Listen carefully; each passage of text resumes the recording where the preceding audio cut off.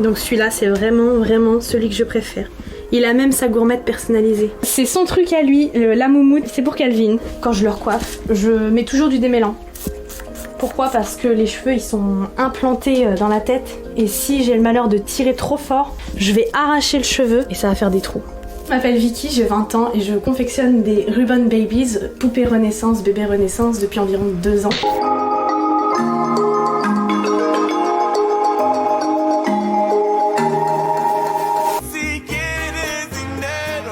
Ici, on est dans mon atelier. C'est là où je confectionne mes bébés, où je leur donne vie. Nous, quand on va commander les kits, on va les recevoir comme ça. Donc ils sont pas peints, ils sont totalement vierges. Et après, on vient apporter la couleur. Bon là, il y a 5 heures de travail, donc il est très loin d'être fini. Et ici, on a tout ce qui est nécessaire de routine, du coup, pour les cheveux. Je vais prendre des ciseaux.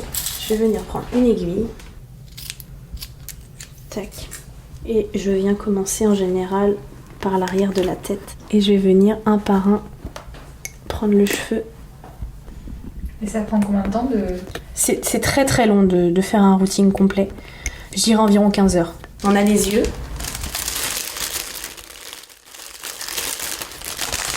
On installe les yeux par l'intérieur. Et voilà. Le prix, il va dépendre de la rareté du kit déjà, avec quel matériel il va être confectionné, et ensuite, moi le point le plus essentiel, le temps de travail passé dessus.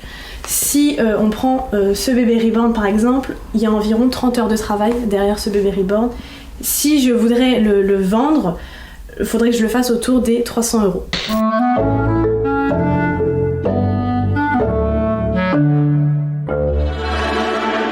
J'avais à cœur de me créer un bébé atteint de trisomie 21 parce que c'est un bébé comme un autre, hein, clairement. C'est pas parce qu'il est atteint de trisomie 21 qu'il en est différent. Il est magnifique ce kit, franchement.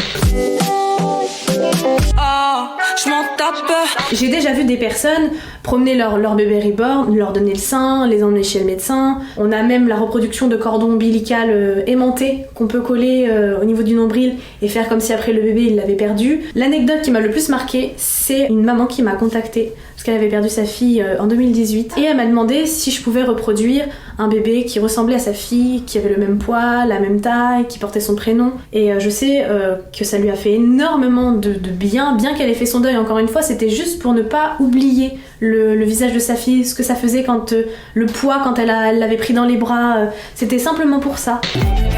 À la longue, ça devient embêtant. Oh, des yeux. Si je fumais, j'aurais pété une clope. En général, sur les réseaux sociaux, c'est directement les insultes. C'est directement les insultes, pauvre folle, va te faire soigner, si t'es complètement obsédée, t'as qu'à en faire un bébé. Mais c'est pas parce que je fais des reborns que je suis en manque d'un enfant, pas du tout. Et le matin, quand je me lève, ma priorité, c'est refaire mon lit pour poser mes bébés dessus. Ici, il y a la petite tétine avec le prénom. On peut choisir de leur mettre une couche ou de pas leur mettre une couche. Et on a aussi des simulateurs de battement de cœur, on a aussi des simulateurs de rire, de gazouillement, de tout ça. Pourquoi je les habille? C'est juste pour l'aspect esthétique. J'ai plein de vêtements et je trouve ça dommage de tout le temps les habiller pareil, alors que j'en ai plein. Moi, du moment que ça me plaît et que ça plaît à des gens et que je sais que ça fait du bien à des gens, je ne m'arrêterai pas.